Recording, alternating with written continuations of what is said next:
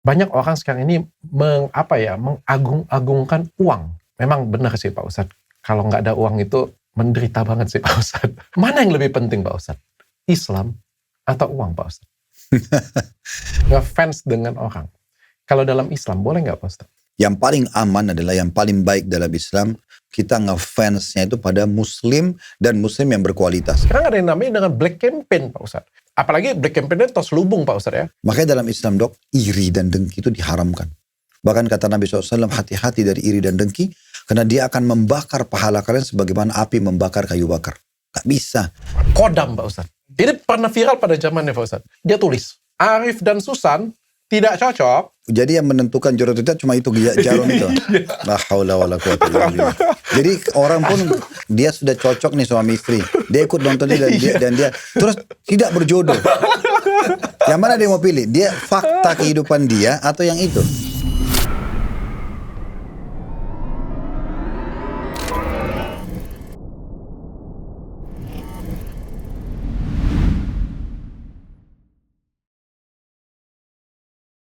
Bismillahirrahmanirrahim. Assalamualaikum warahmatullahi wabarakatuh. Waalaikumsalam warahmatullahi wabarakatuh. Saya buat acara Ramadan ini luar biasa ya. 90% daging.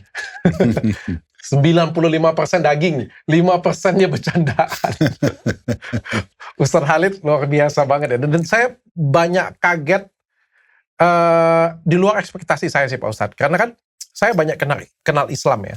Ngobrol dari banyak orang pertama kali kan saya non muslim, jadi image saya itu Islam itu jelek, kebetulan dari orang-orang tua juga kan, dari pendahulu juga. Terus lama-lama waktu kuliah ternyata kaget kan, SD Safrius, SMP Safrius, SMA Safrius, kedokterannya di negeri 98% Muslim. Kaget pertama kali, tapi lama-lama pas akhir-akhir kuliah justru teman saya Muslim semua. Saya ngerasa teman Muslim, menurut saya ya, jauh lebih enak, jauh lebih baik menurut saya ya. Pada waktu itu ya. Saya kenal Islam justru dari situ, tapi image saya tentang Islam masih nggak begitu bagus. Sering jalannya waktu, ketemu dengan beberapa teman, ulama-ulama, ngajarin saya ngerasa ternyata Islam tuh nggak seperti yang digambarkan pada benak saya. Tapi hari ini, selama berapa hari saya sudah belajar dengan Ustaz Khalid, saya ngerasa Islam itu lebih beda lagi dari yang digambarkan. Bahwa seindah itu, selembut itu, dan penuh kasih. Padahal katanya Ustadznya Salafi. Gimana dong Pak Ustadz? Emang kenapa kalau Ustaz Salafi? Saya aja kesannya pada hari pertama saya sudah bilang kan, dosen killer. Saya bilang kan, serem. Kalau killer kan membunuh dok. Saya cuma memberikan informasi yang valid. Justru dari Ustaz Khalid ngajarin itu kasih, tidak dendam, menghargai pemimpin. Dari Ustaz Khalid saya nggak nyangka ya. Saya pikir itu akan sangat keras, akan sangat ini. Justru yang saya rasakan kelembutan, kehangatan. Karena inilah kemurnian Islam dok. Islam memang begitu. Jadi saya bukan menambah dari sisi saya. Apa yang saya sampaikan itu ya itulah Islam. Apa adanya gitu. Kita nggak nambah, nggak kurang, dan bisa kembali ke referensi Al-Quran dan Sunnah. Nabi ditemukan memang seperti itu informasinya. Dan saya kagum luar biasanya, beliau kalau nggak tahu atau belum bisa menjawab, beliau tidak akan menjawab. Walaupun saya paksa. Aduh, luar biasa. Hari ini kita pengen ngobrol tentang Nabi Ilyas. Nabi Ilyas. Hari ini kita langsung ke nabinya aja ya. Tapi sebelum itu kita promosi sarung dulu. Ini sarung yang saya pakai adalah sarung mangga. Ini sarung mangga Sasa. Menurut saya ini adalah sarung yang sangat nyaman dari bagian style, dan jujur itu yang saya rasain waktu pertama kali pakai sarung mangga Sasa ini. Ini adalah motif terbaru dari sarung mangga. Jadi banyak motif, tapi ini motif yang terbarunya. Desainnya simple, clean, tapi justru di situ kelihatan kelasnya. Bahannya adem banget, ringan, dan nyaman dipakai. Dipakai santai enak, dipakai ibadah tenang, dipakai acara juga kelihatan keren. Nggak harus banyak gaya, tapi aura premiumnya dapat banget. Karena tebel dan premium banget sih. Benar-benar cocok buat kamu yang pengen tampil modern, tenang, dan berkelas. Jadi kalau kamu pengen pakai sarung yang best quality, pakai sarung Mangga. Jangan lupa kalau mau order langsung silakan ke official store resmi di www.banggabersarung.com. Jadi kita semua bangga bersarung Mangga. Dan jangan lupa bagi kalian semua yang pengen jual emas, terus-terusan saya ingetin, silakan jual emas di pusatmas.id biar teman saya tambah cuan. Tapi ini tempat dia janjiin jual emas dengan rasa aman. Jadi di situ ada alat. Jadi bisa kalian ukur kadar emasnya, jadi nggak pakai tipu-tipu, nggak pakai bohong-bohong. Dan kalian bisa jual emas kalian dengan benar-benar precise karatnya berapa, nggak ada surat, patah, rusak, nggak jadi masalah. Kalian bisa ukur di sana dan bisa jual dengan harga saat itu juga tertinggi. Jual emas dengan rasa aman di pusatmas.id. Hari ini kita pengen, ini baru pertama kali saya dengar, nama Nabi Ilyas. Tapi topik yang kita mau bahas setelah ini, itu akan sangat menegangkan dan keren. Saya dengar dulu deh Nabi Ilyas. Silakan Pak Ustadz. Baik. Alhamdulillah wassalatu wassalamu ala Rasulillah. Ilyas sama Ilyasa, dua nabi ini guru dan murid. Nah gitu. Kan setelah ini kita ada bahasan masalah Ilyasa ya. Jadi ini guru dan murid dan dua-duanya dari nabi-nabi Bani Israel. Yang guru yang mana yang murid? Ilyas yang guru, Ilyasa yang murid. Okay. Ya. Yang sedang kita bahas sekarang sang guru. Beliau diutus oleh Allah Subhanahu wa taala setelah sekian banyak nabi-nabi Bani Israel, ada yang dibunuh, ada yang ditolak gitu ya. Dan Bani Israel waktu itu sudah mulai menyimpang, banyak sekali penyembahan berhala. Kepercayaan terhadap dukun-dukun itu sangat luar biasa, merata. Sehingga beliau diutus oleh Allah Subhanahu wa taala, beliau menasihatin, beliau mendakwahi, dan yang terjadi justru masyarakat setempat itu menolak. Sampai pada level rajahnya pun menolak. Dan mereka membahasakan, sang raja satu waktu pernah memanggil Ilyas lalu berkata, wahai Ilyas, kamu selalu mendakwahi kami untuk bertauhid kepada Allah, untuk meninggalkan sembahan berhala, keyakinan kalian tentang bintang-bintang punya kekuatan dan segala macam. Namun dan kamu memberikan kami ancaman kalau kami tidak melakukan itu malah bisa datang hukuman Allah. Sementara negeri-negeri di sekitar kita sama, mereka juga nyembah berhala segala macam, tapi mereka hidup-hidup oke-oke saja gitu. Kalau kamu tidak berhenti dengan dakwah ini, maka kau akan saya bunuh. Maka akhirnya Ilyas alaihissalatu wassalam menyendiri. Setelah sekian lama mendakwai mereka dan mereka menolak, mendiri tinggal dalam sebuah gua, di sebuah gunung. Dan beliau terus dikejar. Karena waktu itu sudah menjadi satu hal yang familiar sekali di Bani Israel. Mereka kalau tidak cocok sama nabinya, mereka bunuh. Makanya Allah sebutkan dalam Al-Quran, salah satu ciri Bani Israel adalah yaqtuluna anbiya. Jadi mereka membunuh para nabi-nabi mereka yang mereka terasa tidak cocok. Sampai Allah menyuruh Nabi Muhammad SAW bertanya kepada Bani Israel, falima taqtuluna anbiya'akum. Kenapa kalian bunuh nabi-nabi kalian kalau kalian betul-betul jujur dalam beriman kepada Allah? Yang jelas pada saat itu Ilyas alaihissalam menyembah Allah di gua tersebut, dan lewatlah seorang anak muda yang bernama Ilyasa. Nah Ilyasa ini datang kemudian mulai belajar, kenalan sama Ilyas, menjadi murid utamanya lah. Nah satu waktu setelah 3 tahun Nabi Ilyas menyendiri, Allah Subhanahu wa taala datangkan ujian kepada kaumnya. Mereka ditimpa paceklik, mereka ditimpa segala macam ujian yang mereka tidak temukan jalan keluarnya. Dan sampailah kepada Nabi Ilyas tentang ujian tersebut. Maka beliau berdoa kepada Allah minta petunjuk, dan beliau tahu ini hukuman dari Allah. Maka Allah mengatakan, kalau engkau ingin mendakwahi kepada mereka, hai Ilyas, kalau engkau mau mereka keluar dari permasalahan, mereka harus bertaubat kepadaku dan beriman kepadaku. Itu solusinya. Baru aku akan berikan apa yang diharapkan. Mereka kembali makmur, mereka kembali tentram. Karena ini peringatan dariku. Maka Ilyas mengatakan, kalau gitu ya Allah izinkan saya untuk datang mendakwahi mereka. Allah izinkan, lalu mereka datanglah. Ilyas sama Ilyasa berdua datang ke sana. Nah pada saat tiba di kaumnya, Ilyas menawarkan, kalau kalian mau keluar dari permasalahan ini, Allah mewahyukan kepadaku, kalian harus menyembah Allah, beriman pada Allah, meninggalkan sembah berhala, keyakinan tentang bintang-bintang, khayalan, dukun-dukun, semua harus ditinggalkan. Lalu mereka bilang, kami juga punya Tuhan-Tuhan, kami punya dukun-dukun, ya kan? Maka kata Ilyas, kalau gitu saya tantang kalian. Coba mintalah sama mereka agar diberikan jalan keluar. Kalau mereka berikan jalan keluar, maka silakan lanjutkan keyakinan kalian. Saya berikan saya juga kesempatan untuk berdoa kepada Allah. Kalau Allah berikan jalan keluar, kalian harus beriman. Sepakat gak? Sepakat. Oke. Mereka bilang tentu saja kami mau. Karena kalau Tuhanmu, hai Ilyas, bisa mengeluarkan kami dari permasalahan ini, dari kelaparan, dari peceklik, ya segala macam ujian ini, kemarau yang panjang ini, pasti kami akan beriman. Maka mereka berdoalah, diberikan kesempatan oleh Ilyas, mereka berdoa di depan patung mereka, mereka datangkan dukun-dukun mereka, ternyata nggak ada sama sekali hasilnya. Sampai mereka jauh sekali, mereka berikan tumbal dan segala macam, tidak ada hasil. Maka mereka mengatakan, Ilyas sekarang giliran kamu. Maka Ilyas berdoa di depan mereka, di hadapan mereka, memohon kepada Allah agar Allah angkat masalah ini dan Allah turunkan hujan buat mereka setelah kemarau panjang. Belum beberapa saat Ilyas berdoa, tiba-tiba datang awan yang gelap, terus kemudian turun hujan, lalu suburlah kembali tanah-tanah mereka, hiduplah mereka kembali, peternakan mereka lagi berkembang dan segala macam. Ternyata Ilyas menagih pada saat itu, bukan kalian yakin janji akan beriman? Mereka mengatakan tidak, ini hanya kebetulan saya terjadi.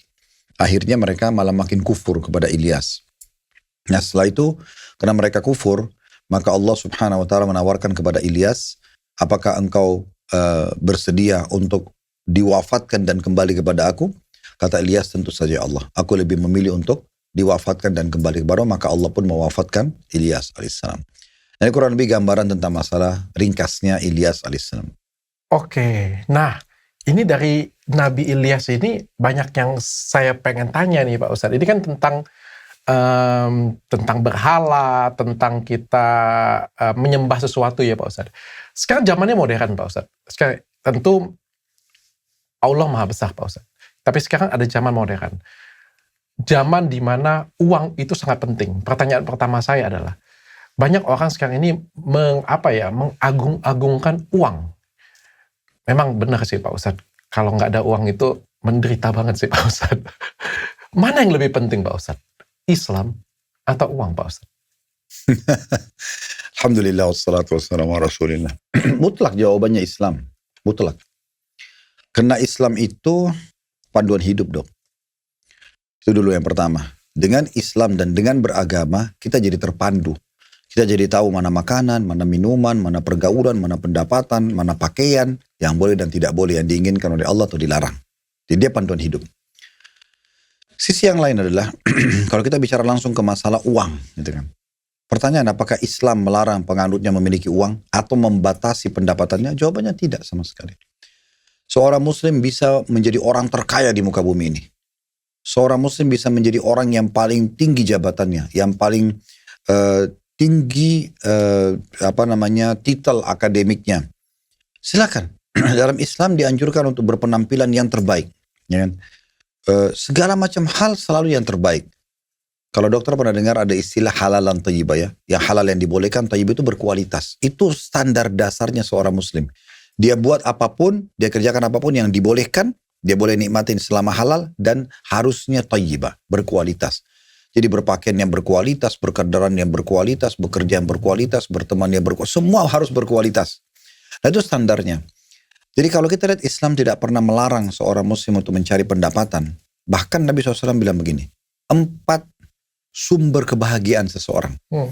Yang pertama adalah istri yang salehah, istri yang baik gitu loh. Dia patuh sama Allah, dia memberikan hak suaminya. Misalnya dalam Islam diistilahkan dengan salehah. Yang kedua adalah rumah yang luas. Gak mungkin tanpa duit bisa punya rumah yang luas. Betul. Yang ketiga kendaraan yang layak. Dengan uang juga. Uang. Kemudian tetangga atau lingkungan yang nyaman. Oke. Ini juga biasa orang tinggal di komplek perumahan, ada security, aman. Pengaruh juga berarti. Nah, ini semua ada hubungannya sekali dengan uang gitu loh. 4-4-nya bahkan ya. Iya. Dan Nabi bilang sebaliknya. Dan kesengsaraan di 4 hal. Istri yang durhaka, pasangan hidup yang tidak mau dengar, selalu melanggar, selingkuh dan segala macam. Yang kedua rumah yang sempit. Oke. Yang ketiga kendaraan yang tidak nyaman. Yang keempat lingkungan yang rusak. Nah, ini poin sudah cukup sebenarnya menjadi tolak ukur kita. Karena Islam itu membolehkan seseorang hidup layak, mewah. Saya punya satu seminar dok, namanya, saya buat kelas namanya Ghazwa Academy. Ghazwa ini nama perusahaan kami. Saya buat perusahaan namanya Ghazwa Enterprise. Ghazwa ini sebenarnya semua peperangan yang dihadiri oleh Nabi Muhammad SAW, bahasa Arabnya Ghazwa. Saya sengaja namakan ini supaya umat Islam itu dan teman-teman yang bergabung sama kami itu mengenang sejarah-sejarah peperangan Nabi. Bukan untuk membuat pemberontakan, tapi kita mengenang perjuangan Nabi dalam menyebarkan agama ini. Jadi saya karena terinspirasi dengan itu, saya buat satu seminar untuk para pebisnis namanya Ghazwa Academy. Jadi sebenarnya seperti orang kuliah, tapi kuliah sehari dok. Oke. Gazo Akademik itu khusus untuk pengusaha-pengusaha muslim saja. Di situ kami buat Gazo Akademik 1, 2, 3 berseri. Nah semua itu untuk menjelaskan bagaimana ekonomi dalam Islam. Nah di Gazo Akademik 1 itu saya membahas Dok 42 alasan kenapa seorang muslim harus kaya dan sukses. Bukan harus miskin dan susah. Ada 42 alasan. Banyak sekali di antaranya. Kalau misalnya Dok, azan nih waktu sholat. Saya kalau pergi sholat, saya dapat pahala saya. Dokter pergi sholat, dokter dapat pahala dokter. Tapi saya bisa dapat pahala ekstra dari sholat yang sama, waktu yang saya luangkan sama, energi yang saya kerahkan sama, ibadah yang saya kerjakan juga sama. Tapi saya bisa dapat ekstra pahala. Dengan cara gimana? Saya yang ajak dokter. Dok, kayak kita sholat ya dok. Ajakan saya ini membuat saya dapat misal angka 10 tanda kutip ini cuma perumpamaan, 10 pahala sholat, dokter juga dapat 10. Tapi karena saya ajak dokter, saya dapat 20. Karena 10 angka itu diberikan juga kepada saya. Makin banyak orang saya ajak, maka makin besar pahalanya. Kalau kita sholat berjamaah, imam itu panen pahala sholat makmumnya. Karena dia yang memimpin. Allahu Akbar semuanya. Ruku, i'tidal, sujud, semua ikut dia. Maka berapapun makmumnya begitu dia dapat pahalanya. Muazzin, orang yang azan, panen pahala semua. Imam dan makmum. Karena dia yang panggil. Hayya ala shalah, hayya ala falah gitu ya.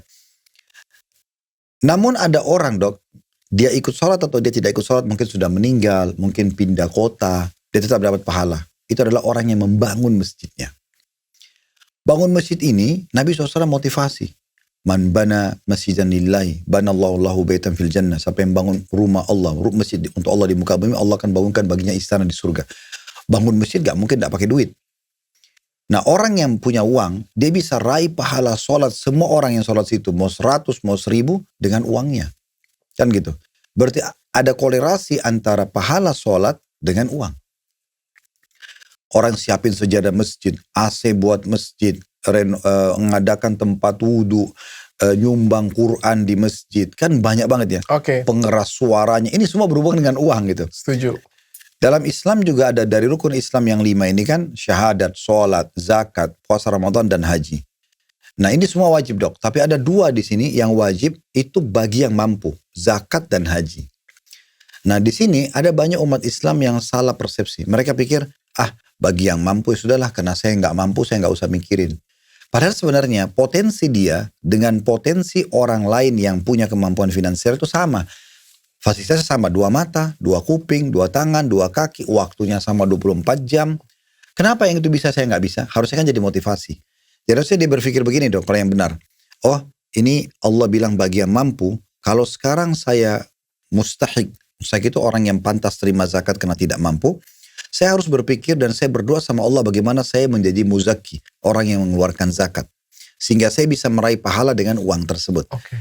Kalau hari ini saya belum mampu haji, karena Allah bilang bagi yang mampu, saya tetap berusaha berdoa sama Allah dan ikhtiar mencari jalan keluar supaya saya bisa punya pendapatan dan bisa haji. Kalau seseorang meninggal misalnya, dia belum sempat sempurnakan rukun Islam, dia meninggal belum zakat karena orang miskin, dia meninggal belum pernah haji karena orang miskin. Berdosakah? Gak berdosa. Tetapi dia sebenarnya bisa sebelum meninggal mendapatkan pahala kedua ini dengan menyempurnakan 5 rukun Islamnya, asal dia niatkan. Dan dia bertekad, dia berusaha. Kalau dia meninggal, dia belum bisa mengeluarkan zakat, dia belum bisa haji, tapi ada usaha, dia dapat pahalanya. Karena orang kalau niat saja sudah dapat pahalanya. Apalagi kalau dia berhasil mengerjakannya. Sementara memang Allah menjanjikan, wa idza sa'alaka ibadi anni fa inni qarib, ujibu da'watad da'i idza da'an, falyastajibu li wal yu'minu bi la'allahum yarshudun. Allah mengatakan dalam Al-Qur'an,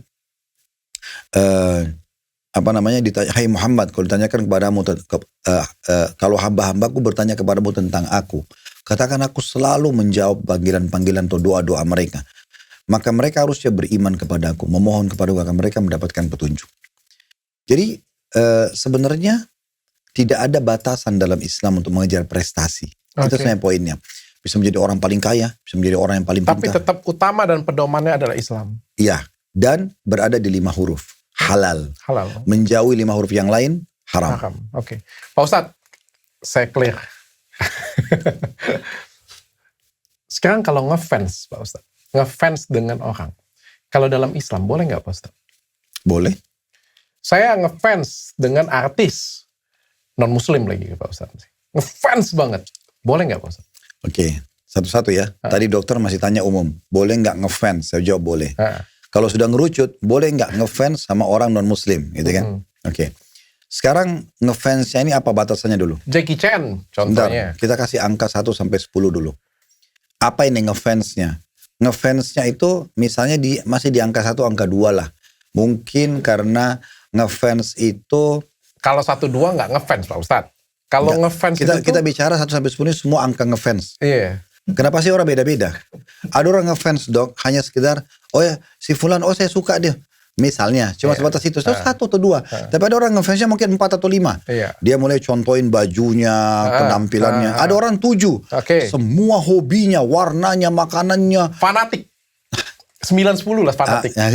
Itu kan beda level-levelnya kan. Nah, jadi kita harus bisa melihat beda-beda ini. Penilaiannya pun beda-beda gitu. Orang misalnya lihat satu pemimpin negara non-muslim, dia memimpin negaranya dengan bagus. Lalu dia mengatakan, oh presiden itu adil ya. Nggak salah. Karena Nabi SAW pernah mengatakan kepada para sahabat waktu di Mekah, waktu mereka ditindas oleh penduduk Mekah, orang-orang Quraisy yang kafir waktu itu, mereka dipukul, mereka dibunuh, diambil hartanya. Maka Nabi bilang, pergilah ke negeri Ethiopia. Di sana ada Raja Najasyi namanya, beragama Nasrani. Karena dia adalah orang yang adil. Raja yang adil. Nabi di sini menyuruh sahabat ke sana. Kenapa? Karena memang Nabi mengatakan orang ini baik sebenarnya. Boleh selamatkan diri agama kalian ke sana. Karena di sini kita belum bisa ibadah. Tapi bukan bersih di sini Nabi menciplak semuanya hidupnya Najasyi waktu itu raja. Enggak, Nabi cuma bilang dia orang baik, maka boleh kalian berlindung di bawah naungannya. Dari sini keluar sebuah hukum. Bolehkah seorang muslim minta tolong sama non-muslim? Boleh saja. Sebagaimana non-muslim minta tolong sama muslim, boleh saja. Selama kita bukan memberikan dukungan pada ibadahnya. Ada keluarga kita butuh, kita kasih. Ada orang, saya pernah gini contoh dok. Ada satu daerah di kecamatan di Jogja waktu itu. Ini cerita mungkin 10-12 tahun yang lalu. Jadi bencana alam. Waktu itu terus kemudian desa itu rusak semuanya. Fasilitasnya. Dan itu mayoritasnya orang non-muslim. Orang Nasrani. Di pengajian saya orang pada nanya. Ustaz, bantu gak? Saya bilang bantu. Boleh gak muslim bantu orang wilayah non-muslim yang kena bencana? Kenapa enggak saya bilang. Boleh bantu silakan. Yang penting jangan bantu ritualnya. Ibadahnya. Jangan bangun gereja itu punya hak mereka sendiri. Tapi kita perbaikin sarana prasarana, jalanan, sekolah, pemerintah. Kenapa tidak? Karena kata Nabi SAW, khairun nasi anfa'um linnas. Manusia yang paling baik dalam pandangan Islam adalah yang paling bermanfaat bagi orang lain. Kan begitu? Berarti jawaban Pak Ustadz adalah boleh ngefans asal tidak ke agama. Dan memang ada batasannya juga. Ngefans itu gini dok. Yang paling aman adalah yang paling baik dalam Islam. Kita ngefansnya itu pada muslim dan muslim yang berkualitas. Contoh dimulai dari Nabi. Waduh Pak Ustadz. Lah memang. Saya hampir jarang ketemu dengan orang nanya-nanya, kamu ngefans dengan siapa? Saya ngefans dengan Nabi. Loh, sekarang kita seharusnya seorang muslim dok, mengajarkan pada anak-anak kita, siapa idola kamu? Idolaku Nabi Muhammad SAW. Karena memang itu perintah Allah langsung dok, dalam surah Al-Ahzab dalam Al-Quran. Laqad kana lakum fi rasulillahi uswatun hasanah. Pada diri utusan Allah itu ada suri tauladan buat kalian. Apa makna suri tauladan? Ciplak semua hidupnya. Cara makan, cara minum, cara tidur, cara bergaul, cara berteman, berbisnis, berekonomi. Ciplak semuanya. Karena pada diri beliau itu langsung perintah Allah. Pencipta yang mengatur semua ketahanan kehidupan manusia. Sehingga pasti benar gitu loh. Orang yang mau jadi sukses jadi anak, beliau sudah menjadi anak yang terbaik. Mau jadi orang tua terbaik. Mau jadi sahabat terbaik. Mau jadi seorang saudagar terbaik. Mau jadi politikus terbaik. Jadi semua terbaik. Disebutkan tentang ciri khas Nabi SAW, fisiknya paling sempurna, akhlaknya paling sempurna, ilmunya luas, penuh dengan kasih sayang, dan segala macam hal. Kita lihat itu semua positif. Jadi idola itu adalah, boleh nggak kita fans lagi selain Nabi Muhammad? Boleh. Orang-orang juga yang berprestasi seperti beliau. Itulah para sahabat beliau. Orang-orang yang mengikuti regenerasi terus-menerus seperti itu. Berprestasi dari sisi ibadahnya dan di sisi dunianya. Kalau kita ngefans dengan artis, Pak Ustadz? Ini sebaiknya dibatasi kalau saya. Karena memang dia, contoh dok ya, ada satu orang lagi viral. Dia mungkin terkenal dengan satu kelebihan lah. Lalu kita terlintas. Teman-teman Pak bilang, itu artis itu sukses ya. Terus kita bilang, oh iya sih, sukses di poin itu. Sebatas itu gitu loh. Orang cuma menyebutkan satu prestasi, tapi misalnya kita bilang, cuma sayangnya memang kecerdasan itu, ketampanan, kecantikan itu harusnya digunakan pada kebaikan ya. Contoh misalnya. Itu lebih tepat. Karena kalau kita sudah jadikan kalangan teman-teman ini sebagai fans kita, yang terjadi Dok itu, ujung-ujungnya nanti hampir semua kehidupannya kita ciplak. Itu jelas kan ada endorsement apa-apa kan kita kan terpengaruh dari sana. Tapi gini, kalau endorse beda Dok. Dia kan cuma mempromosikan produk. Ya kan. Sekarang kalau fans itu, yang saya bahasin lebih kepada pribadinya. Itu bahaya sekali kalau ke pribadi. Justru itu salah satunya Pak Ustadz. Ini kan kita masuk fans ya, lebih parah lagi dari fans. Di atasnya fans lagi Pak Ustadz. Fanbase. Fanbase, mohon maaf. Ini pertanyaannya, karena kan edukasi ya. Fanbase K-pop Pak Ustadz tahu nggak? Enggak tahu. Korea, sinetron Korea, penyanyi Korea, musik Korea, itu ada fanbase-nya. Okay. Dan itu fanbase-nya kuat sekali Pak Ustadz. Ada fanbase juga artis tertentu. Bahkan ada, mohon maaf ya, ada fanbase yang bagus, ada fanbase yang jelek. Bahkan ada fanbase yang jelek yang ketika, makanya ada sesuatu yang saya nggak suka, misalnya ada satu public figure ya, bahkan ngajak ngebenci satu orang, fanbase-nya disuruh serang juga, kayak gitu punya. Bahkan itu, saya bilangnya sudah masuk ke fanbase ini. Apapun yang dilakukan oleh si orang tersebut bisa mempengaruhi orang banyak, Pak Ustadz. Oke, lingkup yang kita bicara Muslim ya. Itu dulu, kita sepakat dulu. Kita acara batasi. Ramadan, Pak Ustadz. Iya, bukan. Kita lingkup bicara Muslim, sehingga yang ngikuti acara kita, ya kita berharap ya Muslim. Non-Muslim itu haknya mereka. Iya. Selain daripada itu, saya berbicara sebagai seorang da'i Muslim. Maka saya pun pasti akan merucut kepada teori agama Islam. Jadi, siapapun yang sedang dibahas atau kebetulan tersebutkan profesinya, nggak perlu merasa tersinggung dengan ini. Karena itu setelah dengar ini pun atau sebelum dengar, sesudahnya pun itu bebas. Mereka tetap bisa jalan dengan profesinya masing-masing gitu ya. Jadi saya tidak masuk ke ranah itu, tapi saya bicara tentang teori agama melihat masalah itu. Fanatisme kepada orang yang melakukan pelanggaran agama, ya, itu akan berbahaya sekali. Nanti akan membawa pada hal-hal pelanggaran agama, mau nggak mau. Saya cerita gini Dok, ada satu orang terkenal sekali di masa Nabi Muhammad SAW sebagai sahabatnya Nabi. Namanya Uqbah bin Abi Mu'aid. Orang ini waktu dia masih hidup sudah turun 2 ayat Al-Quran. Ayat 27 sampai 29 dari surah Al-Furqan. Tentang nanti dia masuk neraka. Padahal masih hidup. Kok bisa? Orang ini dulu bersahabat dekat dengan Nabi Muhammad SAW. Waktu Nabi tawarkan Islam di Mekah, dia belum beriman. Tapi satu waktu, dia ngundang Nabi Muhammad makan di rumahnya. SAW. Sebelum makan, sempat Nabi Muhammad SAW bilang begini, wahai Uqbah, saya tidak akan makan sampai kau masuk Islam. Saya Nabi Muhammad, kamu itu sahabat saya tahu ini kebenaran, kenapa kau nggak masuk Islam? Kalau masuk Islam, saya mau jamuan ini. Jadi sebagai bentuk kepedulian persahabatan gitu. Uqbah lalu masuk Islam. Tersebar berita satu Mekah. Kalau Uqbah masuk Islam. Dan dia salah satu kepala suku. Artinya banyak orang yang bisa masuk Islam setelah dia masuk Islam gitu. Ada satu partner bisnis dia. Orang non-Muslim. Orang penduduk toko Mekah yang banyak investasi uang ke dia. Bilang gini. Wahai Uqbah. Apa benar kau sudah pindah agama ke agamanya Muhammad? Dia bilang. Dicerita apa adanya.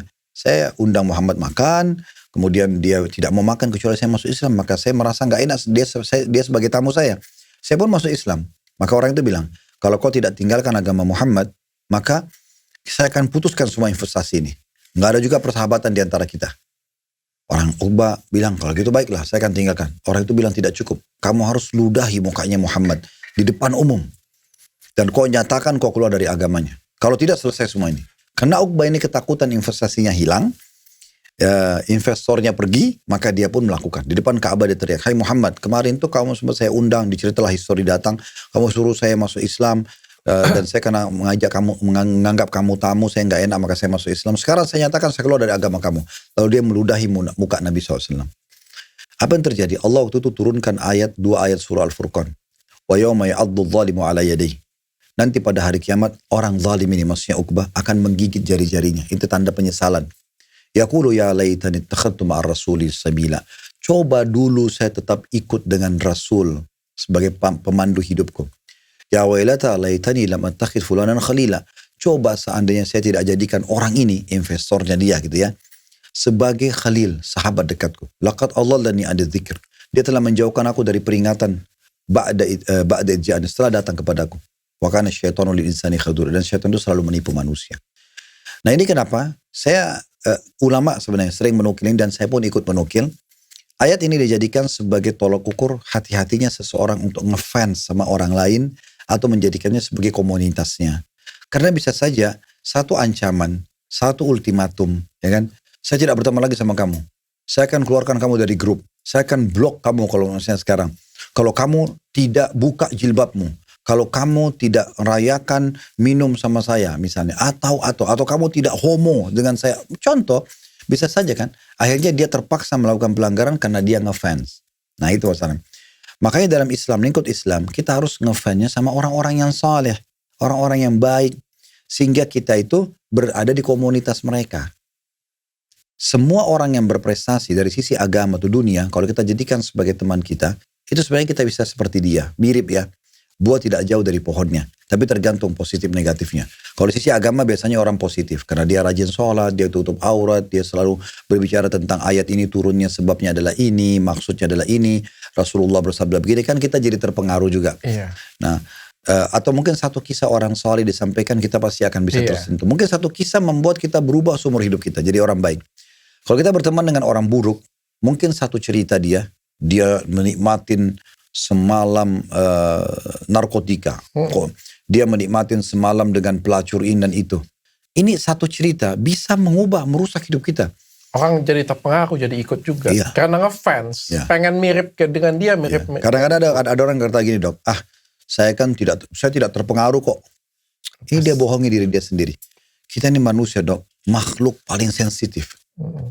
Sangat sensitif. Contohnya, saya sekarang sama dokter kalau kita sama-sama pegang sarung ini, kan kita bisa tahu kain ini lembut atau kasar seketika kan. Oke. Mata kita bisa tahu ini terang atau gelap seketika. Seketika. Ini sekarang lagi nyala lampu terang. Begitu dimatikan kita langsung tahu itu gelap. Telinga kita bisa nangkap intonasi suara kecil ataupun besar. Seketika. Hidung kita bisa bedain busuk wangi seketika. Lidah kita bisa bedain asin manis seketika. Semua seketika.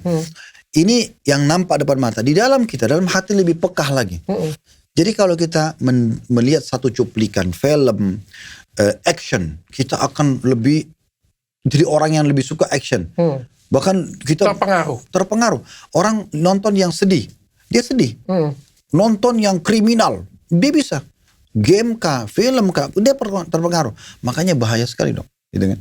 Nah, yang paling aman seseorang menyelamatkan dirinya. Waktu kita terbatas dunia, kita akan meninggal dunia.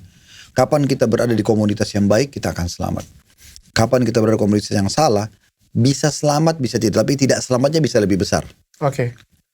Saya simpulkan artinya ngefans secukupnya, kagum dengan kemampuannya apa, tapi tidak ngefans berlebihan. Ya, tidak berlebihan dan memang bukan fanatik gitu. Bukan fanatik. Kita cuma tahu lah informasi. Karena gini loh, pertanyaan sederhana. Kalau orang lagi rame-rame nih ngefans pada sosok artis atau tokoh masyarakat. Kalau kita nggak ngefans, kenapa? Nggak ada sesuatu gitu yang hilang dari kita sebenarnya. Cukup kita tahu, oh dia terkenal dengan ininya. Selesai. Tadi dokter coba sebut misalnya Jackie Chan. Oke lah. Oh Jackie Chan ahli bela diri. Selesai. Sebagai informasi. Tapi kita jadi fanatik kepada dia. Semuanya warna yang dia suka. Bajunya. It's happen. Itu terjadi Pak Ustadz. Justru itu jangan. Kita sedang bahas. Nggak usah sampai ke sana dok. Cukup kita sampai informasi. Oh kita tidak mau tutup diri dari informasi kan. Oh orang ini artis. Dia ahli bela diri. Sudah enough. Mau apa lagi gitu? Ya, bukan Jackie Chan ya. Kalau Jackie Chan mungkin fanbase-nya nggak begitu kuat ya. Tapi kalau misalnya kayak kan tadi dokter sempat K-pop itu kan kuat banget. Sekarang ambil dari situ sampai kemana-mana. K-pop dan yang lainnya. Sekarang kalau kita nggak ngefans kenapa? Kita tahu ini orang, oh iya ini orang ada kelebihannya ini. Sudah. Kenapa nggak sebatas itu? Kenapa harus ngefans ke dia? Yang bahaya, efek fans ini itu akan mengikuti yang dia fans kan, yang dia ikutin, yang dia fanatik. Ini bahaya dok, karena sampai kepada pakaiannya, hobinya. Kalau orang itu, LGBT, pengaruh kepada orang yang ngefans dia. Kalau dia itu, apapun di media yang dia angkat, dia pakai misalnya. Jangan itu tas yang dia pegang aja kita terpengaruh, langsung kita pengen beli. Nah gitu. Iya. Nah itu yang kita khawatirkan. Iya. Apalagi kalau misalnya seorang public figurnya yang jauh dari agama Islam ya Pak Ustadz ya. Misalnya menebar kebencian, selalu ngejelek-jelekin orang, selalu gibah, selalu itu lebih berbahaya lagi Pak Ustadz ya. Bahkan yang kita fanatik dengan yang seorang artis penyanyi aja yang biasa aja ya Pak Ustadz, ya kita itu aja ya kalau bisa enggak, apalagi untuk orang-orang yang negatif seperti ini Pak Ustadz ya. Dan tolong maaf, saya perlu sampaikan dok ya, ini sekali lagi karena dokter sudah tadi disebut artis, ini tidak ada hubungannya sama masalah profesi dengan individual ya. Kita bicara secara umum. Ya, saya ngisi kajian di tempat-tempat teman-teman artis, banyak yang datang konsul sama saya sebagai. Jadi yang saya bahasakan ke mereka, tolong jangan tanyakan profesi ke saya. Tapi belajarlah agama Islam dari saya. Oke. Nanti kalau akidah dia sudah bagus, dia sudah mengenal Tuhan Allah SWT lebih jauh, kita sudah menanamkan kepada dia tentang kelebihan dan keutamaan Nabi Muhammad SAW dan para sahabat, nanti mereka bisa memilih sendiri. Oke. Karena kalau dari awal ikut pengajian sudah nanya tentang profesi, nanti kalau ada pertanyaan jawaban yang datang dan dia tidak suka, dia akan berhenti. Kan gitu.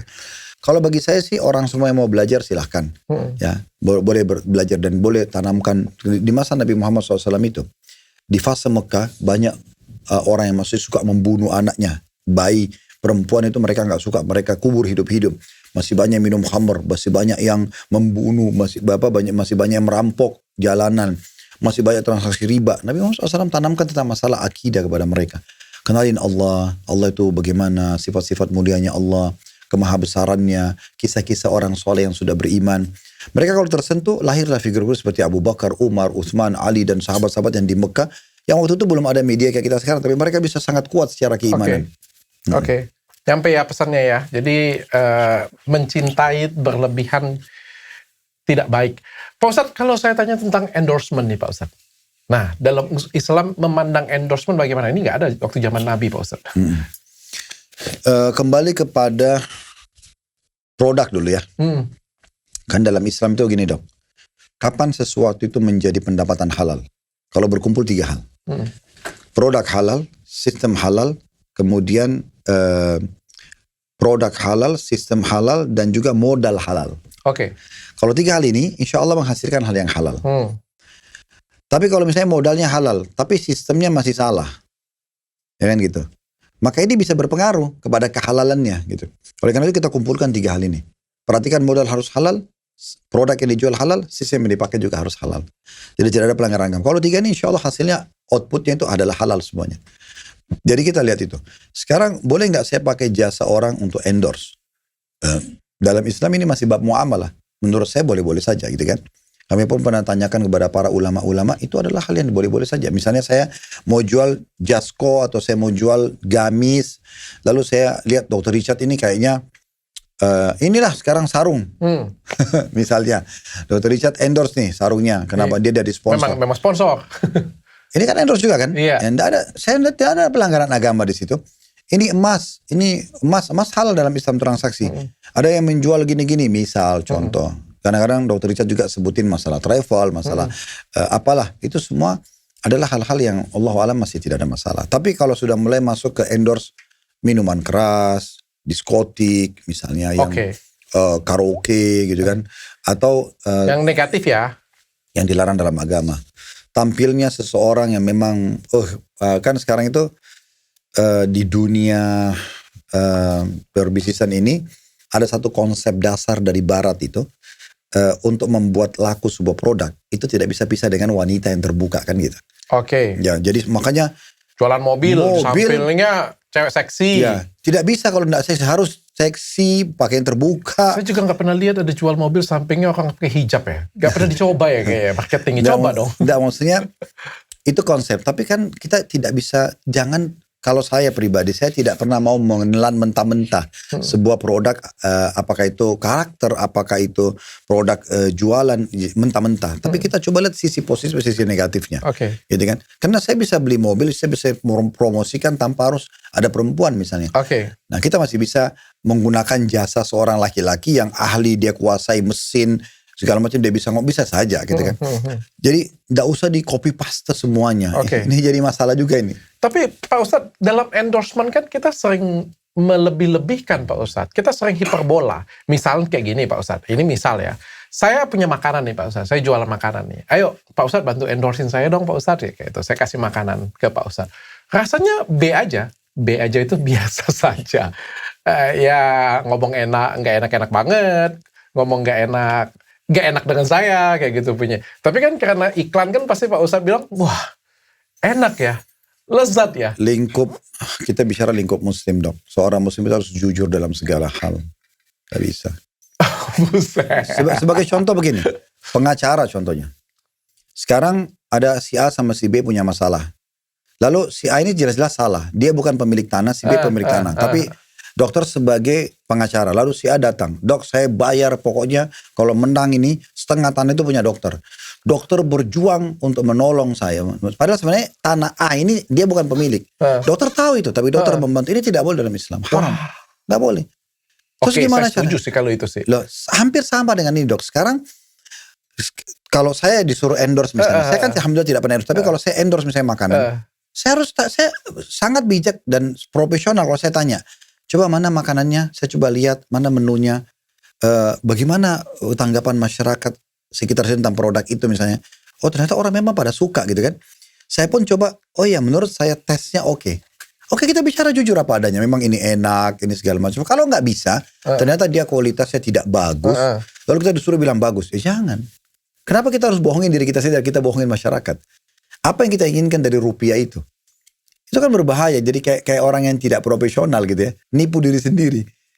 Dia suruh Tapi orang. ada skrip Pak Ustadz. Bahkan kalau endorsement itu dikasih skrip Pak Ustadz dari yang punya produk. Ya disitulah kalau saya melihat kualitas orang dok. Harusnya kualitasnya dia tampakkan di endorse dia. Memang yang saya tampil sebagai endorsement yang menawarkan produk yang berkualitas. Biarin datang pada saya semua yang berkualitas saja. Yang tidak berkualitas tidak masuk spek saya tidak akan saya pakai. Atau dia pakai jasa saya. Setuju saya. Bahkan sponsor untuk masuk download aja setengah mati saya dapat ya. Satu, udah jauh-jauh dari bulan Ramadan. Yang kedua, bukan cuma nyocokin dengan saya, harus nyocokin dengan Ustaz Khalid juga. Saya takut misalnya produknya nanti ya nggak haram atau bertentangan dengan agama Islam ya. Makanya saya cari yang benar-benar berkualitas supaya kita nggak membual lah kita ngomongnya seperti itu ya. Tapi ya kita harus akuin bahwa di luar sana banyak banget endorsement yang scripted Pak Ustadz. Scripted ya kan, kebetulan kalau scripted sekarang kan memang kita pakai bagus nih kan. Tapi kan ada scripted yang sebenarnya kita nggak suka atau bahkan kita nggak pakai. Sayang banget, mereka menipu diri sendiri. Ya misalnya saya minum, wah ini saya hobi banget minum ini. Padahal ini baru pertama kali saya minum Pak Ustadz. Ya itu kalau saya lihat itu kurang profesional dok. Ya betul, profesionalisme itu penting. Baik itu dalam pandangan agama atau dalam dunia bisnis. Tidak profesional. Sekarang, oh ini kopi endorse ya. Saya belum pernah minum, lalu saya coba satu teguk, oh enak nih. Padahal sebenarnya dia sendiri mungkin belum tahu enak atau tidak. Berpengaruh nggak kepada mah dia? Kenapa sebelum endorse? Seminggu sebelumnya dia sudah dikirim contohnya, dia coba searching, dia cari tahu memang kelebihannya, dia cari informasi dari perusahaan tersebut. Pengalamannya benar-benar harus dapat. Ya. Kalau saya, kualitas seseorang terlihat dari juga kualitas produknya. Kualitas penampilannya kan semua itu berpengaruh. Tapi sekarang malah ada yang lebih parah lagi, Pak Ustadz, bukan hanya endorsement, sekarang ada yang namanya dengan black campaign, Pak Ustadz. Black campaign itu jadi kita kayak apalagi black campaign itu terselubung Pak Ustadz ya. Kita menjelek-jelekkan orang lain, menaikkan diri sendiri. Contoh nih misalnya, saya punya tour juga nih. Pak Ustadz kan punya Uhud Tour misalnya. Saya punya tour, saya iri dengan Pak Ustadz kayak gitu punya kan. Uhud Tour, bagus ini.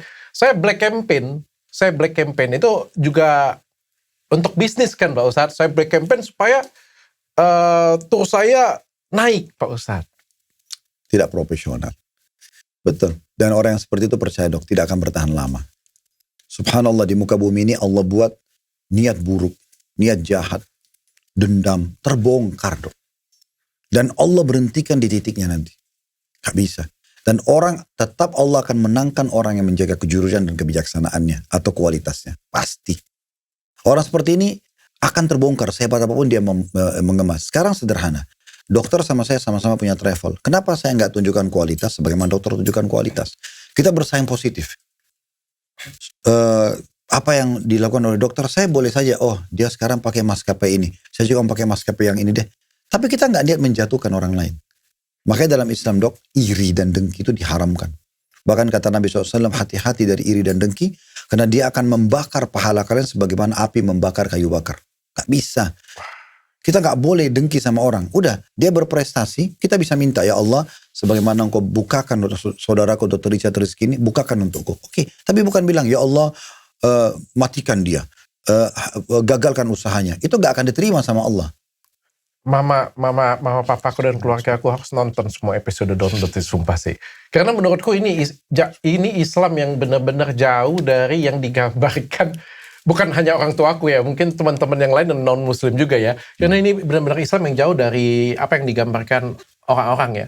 Bahkan, tapi sekarang ini faktanya Pak Ustadz, banyak banget. Ini sekali lagi ya, kita tidak ngomongin orang, kita ngomongin apa ya. Tapi ini real terjadi di Indonesia Pak Ustadz. Black Campaign ini sekarang bukan cuma jadi pekerjaan, tapi sudah ada timnya Pak Ustadz. Contoh kayak gini, saya menjelek-jelekkan, misalnya kayak kita ngomong tour aja ya Pak Ustadz ya.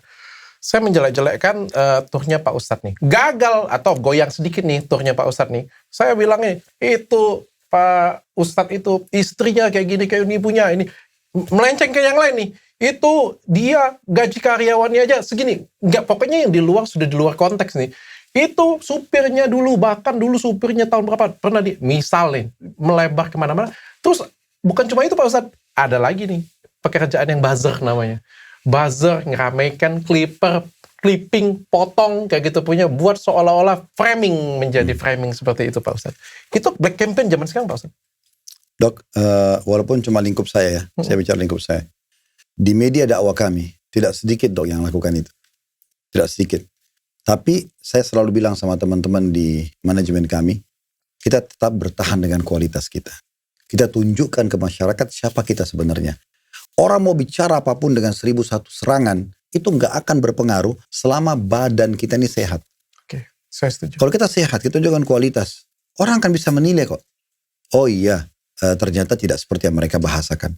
Kalau mereka tuduhkan sesuatu dan mereka tidak ada bukti, kan kita bisa saja, kalau atau mereka datangkan, oh itu istrinya begini dan begitu. Kita bisa saja datangkan istri kita bicara, nih buktinya mana. Kan bisa saja kalau kita mau bantah ya. Tapi saya punya satu konsep dalam hidup saya, sebenarnya saya tidak butuh membantah hal-hal yang seperti ini. Bagi saya itu omong kosong gitu. Saya tidak melihat ini setara, maaf Dok, dengan kualitas kerja saya. Untuk apa saya sibukkan waktu dengan itu? Mereka pasti akan kehabisan bahan pada saat saya tidak kebakaran jenggot. Tapi kalau saya terganggu, pasti itu yang mereka inginkan. Saya setuju Pak. Udah selesai. Tetap tunjukkan kualitas. Saya tetap berdakwah dengan cara saya. Alhamdulillah tetap aja jemaah mendengarkan. Saya bekerja, ada yang mau travel, kami banyak tuh yang berusaha untuk cari kesalahannya, cari ini dan itu. Tapi itu tidak berpengaruh pada jemaah yang memang berpikir kualitas. Mereka tahu, oh tidak kok, di lapangan tidak begitu dan seterusnya. Pada akhirnya kualitas mengalahkan segalanya. Ya, itu dia. Itu yang juga saya percaya. Dari dulu saya juga percaya walaupun ada framing, ada apa, bagi saya kualitas yang akan menunjukkan semuanya. Ya. Pak Ustadz, aduh, gila ini keren banget ya. Jadi kalau misalnya kita berhala modern, sekarang berhala modern itu kayak gini Pak Ustadz. Pengen cari followers. Apapun dilakukan untuk mencari followers, like, dan juga viewers, sama komentar yang banyak Pak Ustadz. Boleh nggak Pak Ustadz? Boleh nggak dalam Islam menambah follower, viewer, dan segala macam? Boleh. Bukan tidak boleh. Tapi tunjukkan kualitasmu. Nggak usah beli. Ya kan, nggak usah buat sesuatu yang heboh yang salah gitu loh Dok, salah gitu ya. Saya pernah didatangi oleh satu orang tokoh masyarakat Indonesia, dia sengaja buat satu berita heboh seakan-akan ada masalah sama keluarganya, tapi tidak ada. Akhirnya terjadi betul-betul bercerai rumah tangganya, karena memang itu yang diekspos sama dia. Untuk apa? Saya sampai dulu sama beliau, followernya banyak sekali, mungkin seperti Dr. Richard, lebih banyak dari kalian bahkan. Saya bilang, apa yang mau didapatkan? Setelah angka itu apa yang mau didapatkan? Kenapa kita nggak angkanya lebih sedikit, tapi kita kualitas? Pelan tapi pasti gitu. Dibandingkan kita boot langsung, tapi nanti juga jatuh juga gitu kan. Untuk apa? Jadi boleh, tapi sesuatu yang normal. Boleh nggak kita ngajak orang? Ayo silakan di YouTube di subscribe, like, lonceng segala macam di YouTube, di Instagram, di Facebook. Ajak orang, nggak apa-apa. Karena kalau kita punya kualitas, kita punya hak untuk menyampaikan. Sebagaimana orang yang tidak kualitas menyampaikan haknya, produknya dia misalnya. Tak apa-apa, kita ajak. Dan tidak usah terpengaruh dengan orang yang, oh sana kok melejit cepat sekali ya, berarti saya harus ikutin langkahnya dia. Enggak. Kalau ada positif, caranya benar, oke. Kalau caranya salah, nggak usah diikutin. Iya, tapi bahkan ada beberapa orang yang demi followers itu melakukan segala hal Pak Ustadz. Contohnya, ada yang mandi lumpur, ya kan? Gak salah aku kan? Ya. Pak Ustadz pernah nonton nggak mandi lumpur Pak? Enggak pernah. Ada yang joget-joget, ada yang pokoknya makin nggak jelas lah Pak Ustadz. Pokoknya tujuannya adalah mencari viewers. Saya yakin dok, yang mohon maaf saya bahasakan, saya tidak tahu siapa yang dokter maksudkan. Tapi orang seperti ini akan kehabisan ide nanti. Ujung-ujungnya bisa berbahaya sekali. Akhirnya dia pikir harus lebih besar lagi itu mencelakakan diri. Kenapa nggak tampil dengan sebuah edukasi? Loh iya betul, karena sudah kehabisan ide kan. Kalau hari ini mandi lumpur, besok mau mandi apa? Iya kan? Pak Ustadz pernah lihat mandi lumpur ya? Enggak pernah. Jadi kayak gini Pak Ustadz, saya cerita dulu Pak Ustadz. Ini lucu Pak. Pada zamannya sekarang nggak ada lagi. Jadi ada, kalau nggak salah ada lumpur. Jadi dia di genangan lumpur itu Pak Ustadz, duduk. Jadi dia bilang, dia minta disawer. Jadi disawer online gitu. Kalau kalian sawernya koin, dia apa? Kalau sawernya apa, dia dicedok tuang lumpur ke badannya. Kalau misalnya ini dia lompat kayak gitu. Jadi kayak lucu-lucu nonton. Iya, lama-lama pindah ke jurang tuh. Iya. Artinya apa manfaatnya gitu? Apa manfaatnya? Kenapa nggak barter dengan, kalau kalian bisa jawab pertanyaan saya kasih ini loh. Nggak apa-apa, besar mobil pun nggak apa-apa. Tapi edukasi, manfaat. Ya kan? Suka nonton karena hiburan kali ya. Manfaatnya mereka dapat uang. Ya mereka dapat uang, dapat saweran. Memang cuma itu doang cara dapat duit. Kan banyak banget gitu lah. Tapi masih nonton nggak? Pernah lihat kan? Cuma Ustadz Khalid yang nggak pernah lihat mandi lumpur. Kalau saya memang saya pilih dok yang saya nonton. Lewat Pak Ustadz, dan viral, kadang-kadang viral. Kalau lewat kan bisa dilewatkan. Oh, lebih parah lagi Pak Ustadz, lebih parah lagi. Ini benar-benar lucu banget Pak Ustadz. Saya nggak tahu ya namanya. Kodam Pak Ustadz. Ini pernah viral pada zamannya Pak Ustadz. Dari nama, jadi dia tuh cari kodam. Jadi live kan dia, live kan. Nama Arif, kodamnya ini. Nama Doni Rapu, kodamnya ini. Banyak banget yang nonton dan nitipin nama Pak Ustadz. Ada lagi satu lagi, nama orang pasangan Pak Ustadz. Ini benar-benar kocak sih. Saya nggak tahu apakah memang ini masalah IQ atau masalah apa, saya nggak tahu. Tapi ini rame yang nonton Pak Ustadz. Dia tulis, nama Arif dan Susan tidak cocok. Itu ada ini bahkan ada kayak pendulum kayak gitu ya. Tidak cocok, berjodoh, akan cerai apa kayak gini Pak Ustadz. Nama berjodoh, nama sebut nama lagi. Itu yang nonton banyak Pak Ustadz. Itu luar biasa, jadi yang menentukan jodoh itu cuma itu jarum itu. La haula wala quwata illa billah.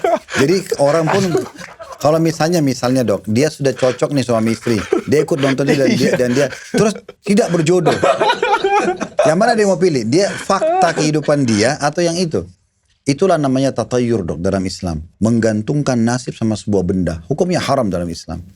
Begini, di masa jahiliyah dulu, di masa Mekah, mereka itu justru pakai burung merpati. Jadi mereka datang ke satu dukun, lalu mereka bayar, nanti dukun itu akan memberikan mereka 3 lembar bulu merpati. Satu tulisannya lakukan, satu lembaran kedua jangan lakukan, yang satunya kosong. Ditaruh dalam sebuah kotak, lalu mereka kalau mau kerja, mau bisnis, mau nikah, mau safar, mereka kan ke dukun itu kasih duit, lalu mereka masukin tangannya ke dalam kotak itu, dia ambil salah satu bulu itu. Kalau bulu yang keluar kerjakan, oh berarti ini berkah, berhasil nih. Kalau yang keluar jangan kerjakan, berarti ini bahaya kalau dikerjakan. Kalau keluar yang tidak ada tulisannya, dia harus ulangin sampai dapat salah satunya. Apa hubungannya kesuksesan dia dengan bulu burung? Oh iya, ada juga tradisi orang jahiliyah dulu, mereka lepasin burung itu dok. Misalnya timur sama barat, mereka tujuannya safarnya ke barat, terus dia lepas burungnya ke timur. Mereka anggap itu berarti mereka akan celaka di tengah jalan. Kan mungkin saja yang dilepas itu burung jantan kejar burung betina ke timur kan gitu. Kenapa harus dihubungkan? Nah ini berkembang sekarang dok. Di Indonesia misalnya ada orang bilang tangan kanannya kalau gatal mau keluar duit, tangan kiri mau dapat duit, matanya kalau kedap-kedip di atas mau senang, kalau di bawah berarti mau sedih. Ini untuk apa? Nggak ada hubungannya. Kalau tangan kiri gatal selalu mau dapat duit, gatalin tiap hari aja, nggak usah kerja. Masalahnya urat sarafnya lagi ada masalah. Contoh, matanya kurang istirahat, ya pastilah kedap-kedip. Tapi ada yang lebih parah lagi Pak Ustadz. Nah ini mungkin terakhir ya, ini lebih parah lagi Pak Ustadz. Ini bahkan titipan istri saya nih Pak Ustadz, dia sampai concern banget dia bilang. Peramal Pak Ustadz.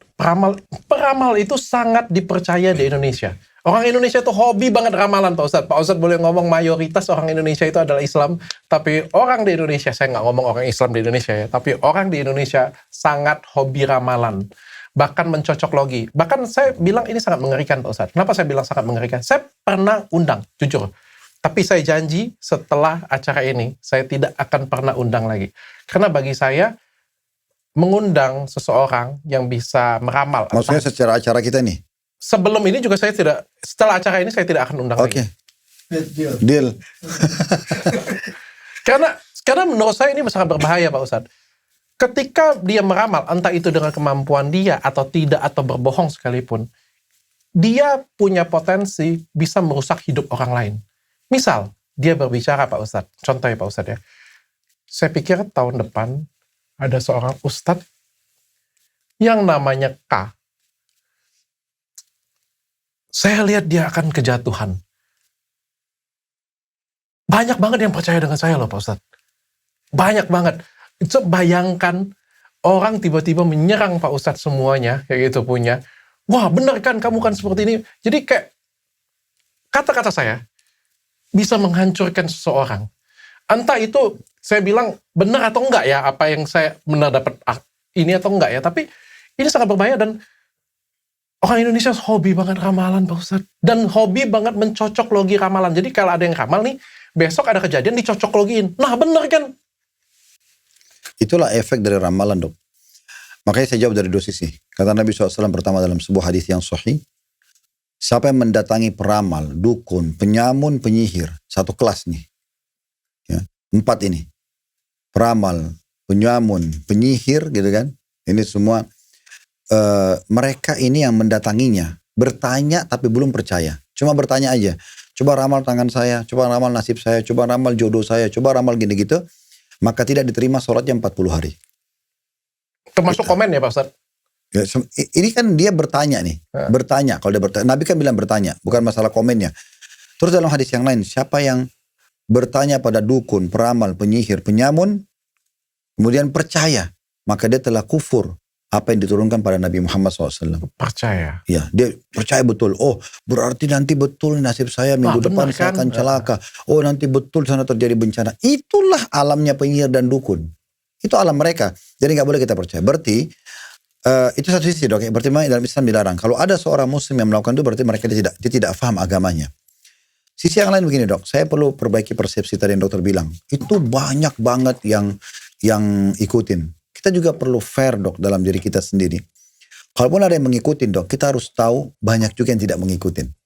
Kita harus tahu. Jadi jangan sampai nanti begini, kita terpengaruh dengan, itu orang banyak ikutin loh. Nanti dia beri efek-efek begini. Jadi kalau dokter tidak percaya atau tidak percaya itu? Enggak kan? Enggak. Oke. Akan banyak orang juga seperti dokter, termasuk saya. Termasuk mungkin teman-teman tidak semuanya mengikuti itu. Berarti kita harus tahu, ini bukan satu-satunya orang yang sedang viral dan diikutin. Tidak kok. Masih banyak orang yang tidak suka sama dia. Masih banyak. Jadi kita tidak usah besar-besarkan mereka, banyak yang dengar. Itu yang dengar mereka karena jahil dari sisi agama, gak paham. Tapi orang yang berakal, orang yang normal, orang yang paham agama tidak mungkin.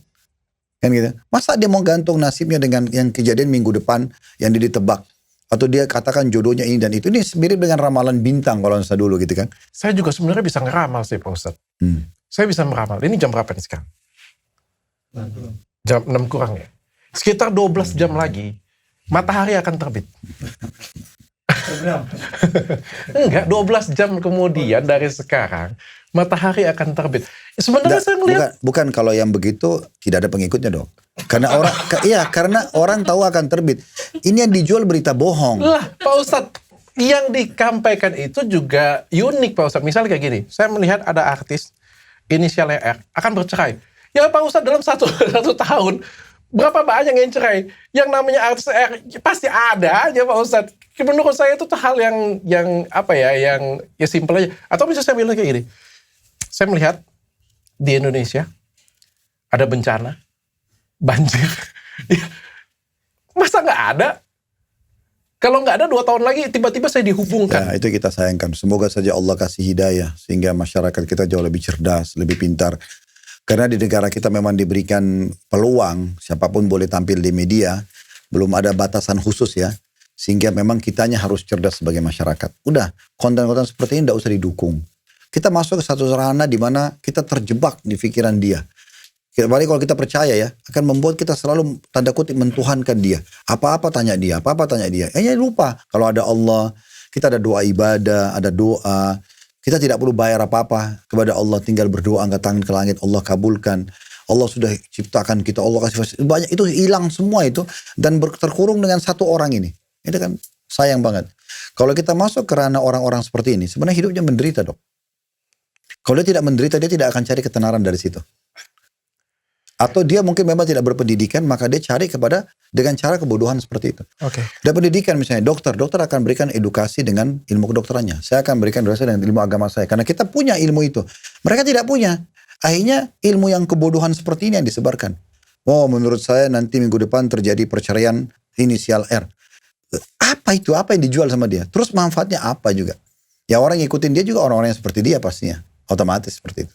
Oke. Yang saya rasakan dan istri saya sampai nitip, tolong bahas dong dengan Ustadz Khalid dong.